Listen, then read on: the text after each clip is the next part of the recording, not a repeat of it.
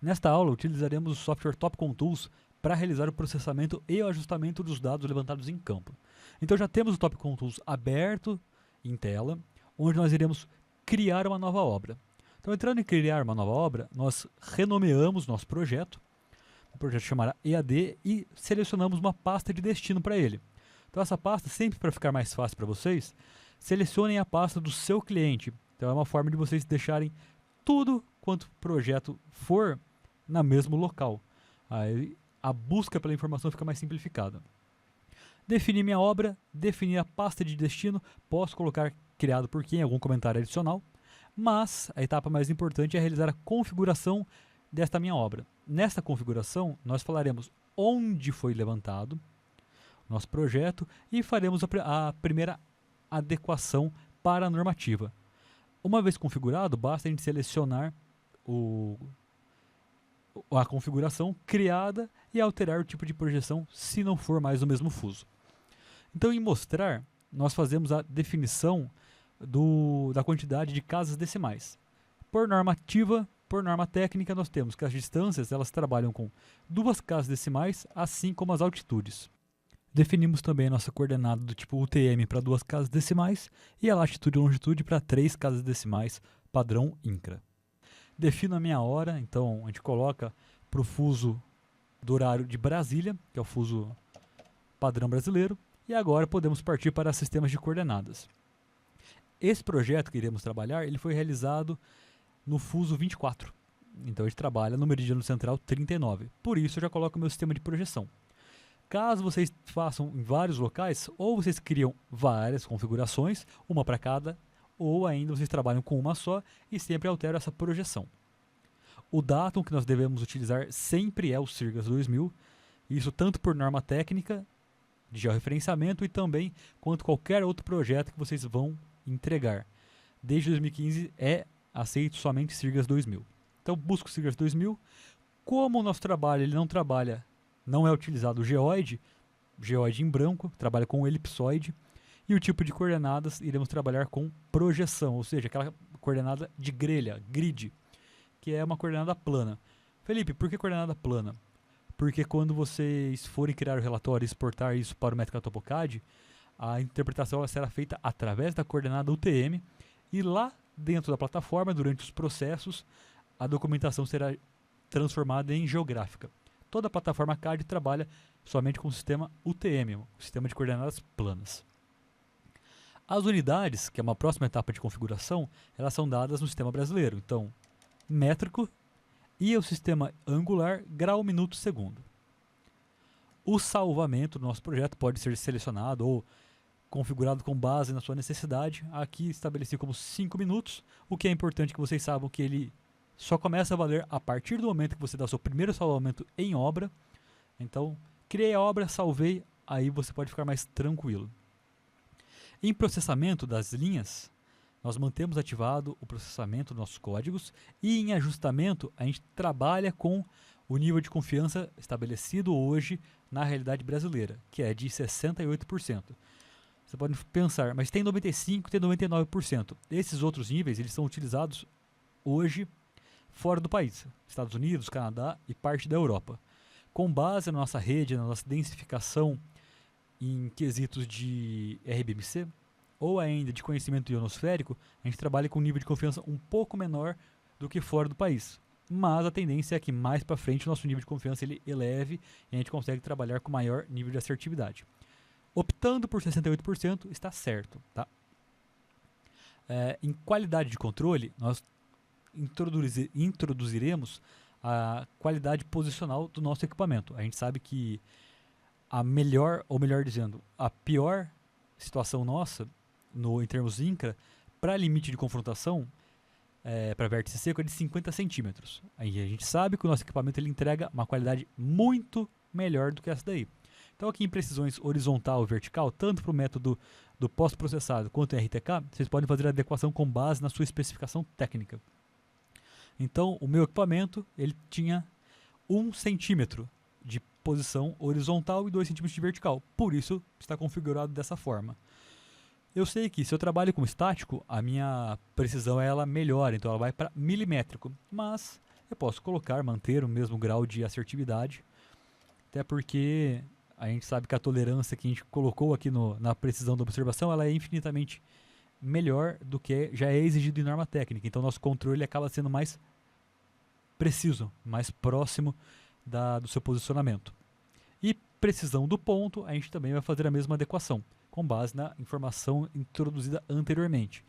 Precisão estática e precisão estática na vertical. Não trabalharei com cinemático, até porque esse processamento ele será somente realizado na metodologia de levantamento estático. Combinado? Depois disso, entramos em processar GPS mais método de pós-processamento, onde definimos a máscara de elevação. Essa máscara ela pode ser interessante trabalhar com a máscara utilizada em campo. Ela varia por norma técnica entre 10 e 15. Se em campo você usou 11, processa com 11. Se no campo você usou 10, com 10. E assim por diante. De forma que você não elimine a observação rastreada em campo. Até porque você gasta uma energia do equipamento ou de memória do equipamento para que ele salve mais informação. Então respeita a máscara de elevação pela norma técnica e pelo que o equipamento trabalhou em campo. No sistema, nós podemos fazer a definição de qual constelação ele será processado. Então, no equipamento, no receptor multiconstelação, a gente utiliza a opção GPS+, e se for um equipamento que trabalhe somente com constelação americana, só GPS. Coloco o GPS+, porque o equipamento ele é um GNSS, então a gente trabalha com maior número de rastreios. As observações mínimas em tempo, vamos manter como 60 segundos, a gente pode reduzir ou a gente pode aumentar esse tempo, mas 60 segundos é um tempo considerado interessante para esse tipo de trabalho. E a duração mínima de tempo fixo, então fixa nesse tempo. Feito isso, o que nós fazemos agora, pessoal? Salvamos a configuração, nomeamos ela, vou chamar de 3NTGIR, porque é a terceira norma de georreferenciamento. Clico em OK, entro na minha lista de configurações, vocês vão perceber que agora ela existe, olha só, 3NTGIR, ótimo. Como ela já existe, ela já foi configurada, quando eu clico em OK, eu volto para minha tela de criar obra e aqui em configurações nós buscamos esta obra criada, 3NTGIR.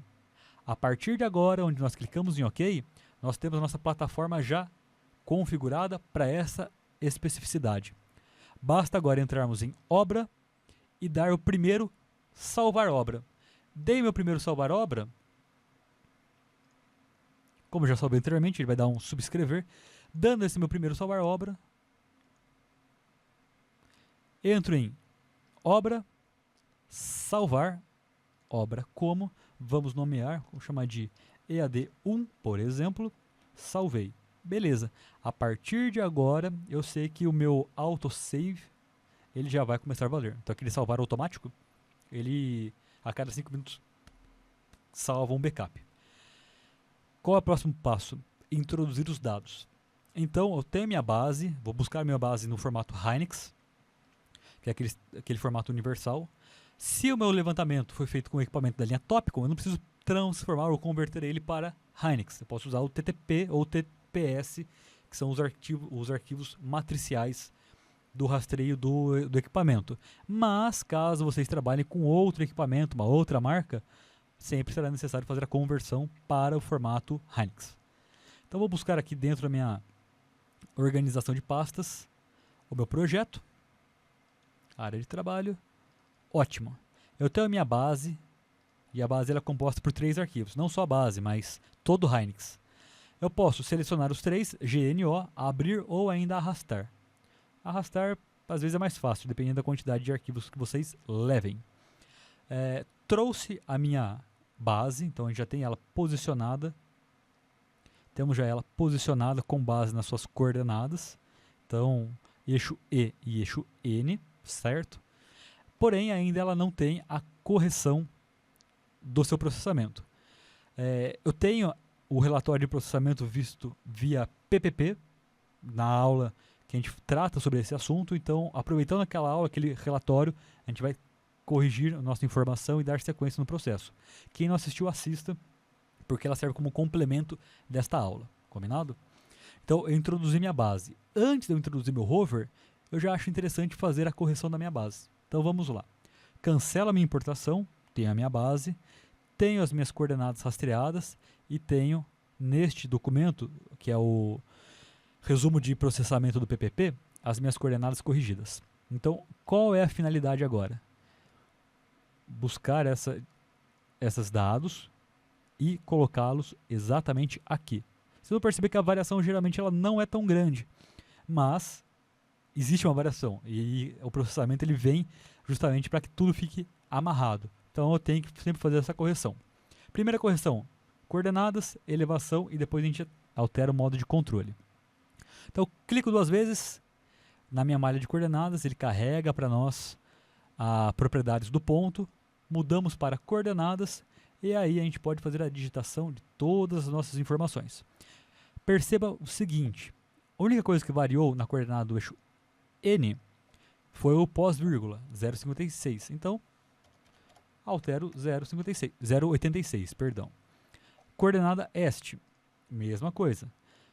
Tudo que veio antes da vírgula se manteve igual, e aí agora pós-vírgula 809. Vamos alterar, 809.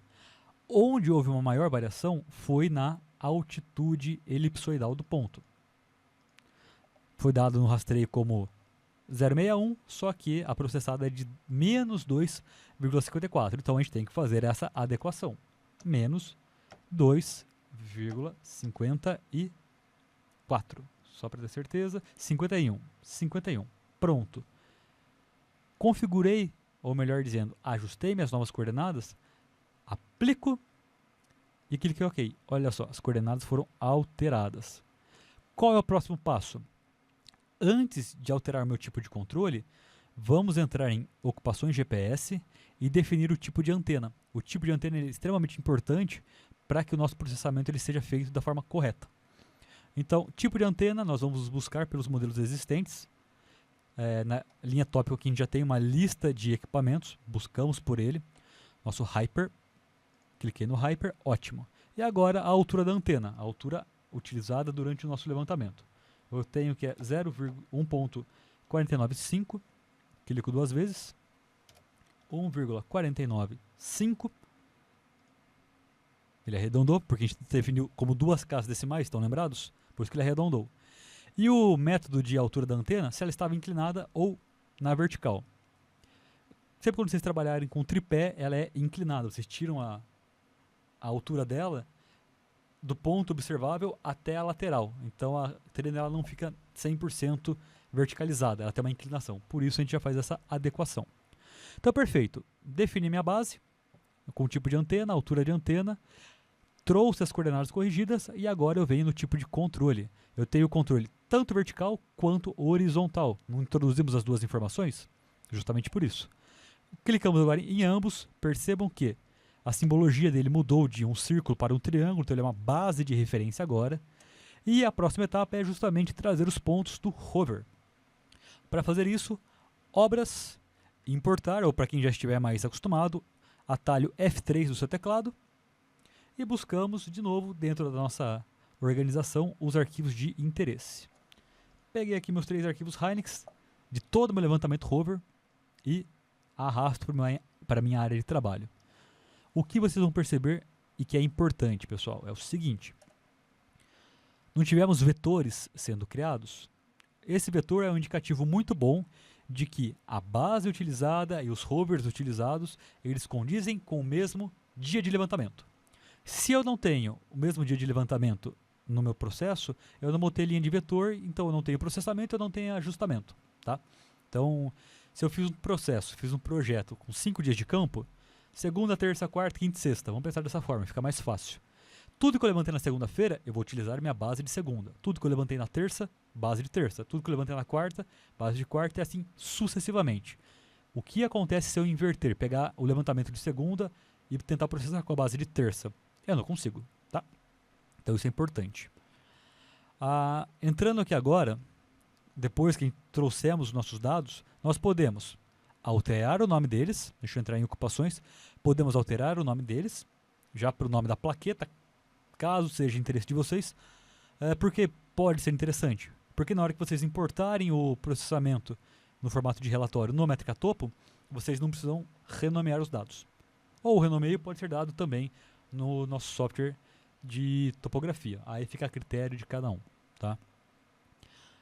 O que é importante? Definir o tipo de antena, da mesma forma que a gente fez para a base, nós fazemos isso para o rover. Tá? Então isso é aplicado para todos eles. Perfeito? E também a gente introduz a altura da antena. Da mesma forma que a altura da antena ela é importante para o processamento da minha base, ela é importante para o meu processamento do rover, justamente porque ela faz parte da minha rede altimétrica. E segundo o INCRA, segundo o cálculo do SGL, a altitude ela importa e muito para o cálculo em SGL. Então, se eu tenho uma variação ou se eu tenho uma introdução de uma altitude errada, eu posso, dependendo da minha variação altimétrica, afetar tanto no meu perímetro quanto na minha área. Então, sempre, pessoal, tomem muito cuidado com isso. Por isso que o preenchimento dessa informação ela é muito importante. A gente sempre costuma comentar a seguinte questão. No escritório e no campo também, a prática ou a pressa, ela acaba sendo a inimiga da perfeição. Por que eu falo prática? Porque muitas vezes quando a gente fala assim, isso daqui eu sei fazer, isso aqui é fácil, você não dá a devida atenção. E na falta da atenção, pode ser que isso gere algum retrabalho em campo ou no escritório. E o que envolve um retrabalho? Gasto de energia, gasto de tempo e, consequentemente, gasto em dinheiro, que é justamente o que a gente não gosta de perder em termos de tempo. As alturas de antena, 2,2. Aplico tudo isso aí, aplico esta alteração para todos eles. E como a minha antena ela foi feita, ou melhor dizendo, meu equipamento ele estava posicionado em cima de um bastão, eu tenho que a minha altura, meu método, ele é o vertical. Ele estava verticalizado, estava 100%. Esperamos que ele estivesse 100% pelo menos na vertical. Por que esperamos isso? Porque se eu tenho um grau de inclinação, eu não consigo levantar exatamente no mesmo ponto onde meu bastão estava localizado e, consequentemente, eu tenho um deslocamento de coordenadas. Então, pode até parecer meio óbvio, mas, às vezes, o óbvio ele precisa ser refletido. Não adianta ter um equipamento que promete entregar, em nível de solo, 5 milímetros, sendo que eu tenho um bastão que não está aferido e eu não tenho o cuidado necessário ao manipular meu equipamento. Eu tenho que ter um equipamento bom, um bastão aferido e alguém que tome cuidado no manuseio do equipamento. É a receita. E vou colocar mais um. Não ter pressa para finalizar o trabalho. Se demorar um dia inteiro, demora o dia inteiro, mas faça bem feito. Então já fizemos aqui as alterações do tipo de antena, a altura da antena, nosso levantamento. Então qual é a próxima etapa? Processar. Entramos em processar, GPS mais pós-processado. Ele vai fazer todos os cálculos aqui agora, com base naquele padrão, naquela configuração nossa. Percebam que todos os vetores ficaram na cor verde. Então se eu entro em ocupações GPS, o que isso significa? Observações GPS, desculpe. Significa que o tipo de solução obtido, ele foi fixo. Ele foi fixo. Então é um sinal bom, um sinal muito legal para a gente. Porém, o estado de ajustamento ainda não existe. Ele não está ajustado. A gente tem ele processado, agora falta trazer as informações das nosso ponto levantado, nosso rover, para a nossa base. Então eu entro em processar, ajustamento. Aqueles critérios utilizados anteriormente, eles são importantes. Aquele critério de qualidade, ele é uma metodologia para esse tipo de resultado. Então aqui nós temos as equações processadas e rejeitadas. Quais foram os que nos deram algum tipo de variação superior àquela estabelecida de 1 centímetro. Então aqui a gente tem o desvio padrão no N deste vértice foi de 2 centímetros, eu estabeleci como 1, por isso que ele acusou. Aí vocês param, analisam e refletam o seguinte: 2 centímetros é o suficiente para mim? Beleza. Posso partir para a próxima etapa. Agora que nós já temos nosso levantamento processado e ajustado, simplesmente vamos criar nosso relatório. Então, relatório, se não tivermos ainda ele criado, vamos configurar um com base na exigência necessária. Então, novo relatório, vou chamá-lo de métrica topo, e nesse arquivo do métrica topo nós iremos trazer as informações mais relevantes. Quais são elas? Sumário, ocupação GPS e também observação GPS. Combinado, pessoal? Dessas informações, vou colocar aqui já em ordem preferencial. Então, sumário, observação e ocupação. Dentro desses itens, nós buscamos as informações de grande relevância. Esses dados, para a importação, não são válidos. Então, a gente retira eles e introduz os que são importantes. Quais são importantes? Vamos buscar aqui, olha, malha norte, malha este, elevação. Trouxe para a coluna selecionada. Aplico e ok. Próximo agora, observações GPS. O que é importante para a gente?